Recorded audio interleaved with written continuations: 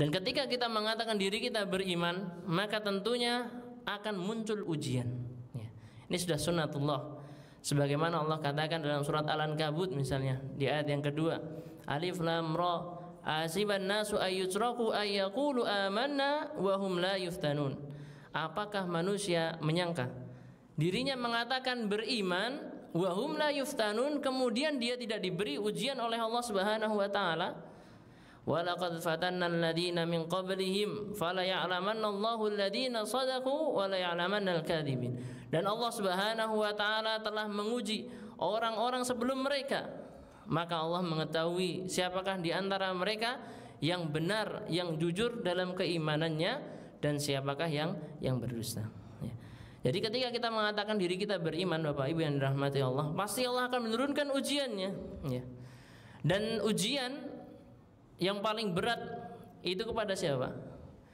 Tidak ada ujian yang paling berat kecuali pertama pada para nabi atau rasul yang semisalnya, kemudian orang-orang setelahnya, para ulama, kemudian setelahnya. Ya. Maka tidaklah Allah Subhanahu wa taala menguji kita pasti sesuai dengan kemampuan kita. Ya. Sehingga ketika seorang mengatakan dirinya beriman, pasti Allah Subhanahu wa taala akan uji dia. Ya. Dan kita ketahui bagaimana kita melihat keimanan yang luar biasa dari para sahabat Nabi Shallallahu Alaihi Wasallam yang ujiannya bahkan melebihi kita. Ya.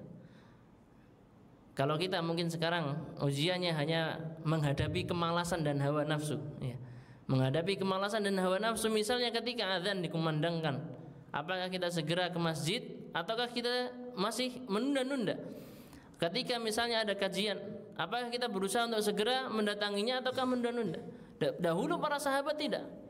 Di antara misalnya kisahnya Khabbab bin Al-Arat, seorang budak, ketika dia beriman ketahuan majikannya, ya, dan tidak punya pelindung, maka dikisahkan majikannya itu senantiasa sering mengambil besi yang dipanaskan kemudian diselomotkan ke punggung beliau. Ya. Sampai-sampai beliau kisahkan ketika menceritakannya, tidak ada yang menjadikan bara itu mati kecuali karena lelehan kulitku. Ini luar biasa. Sampai-sampai kemudian di sebagian kisah beliau mendatangi Nabi Shallallahu Alaihi Wasallam, kemudian berkata pada Nabi, wahai Nabi Shallallahu Alaihi Wasallam, berdoa mintalah pada Allah Subhanahu Wa Taala agar kita ditolong. Ya.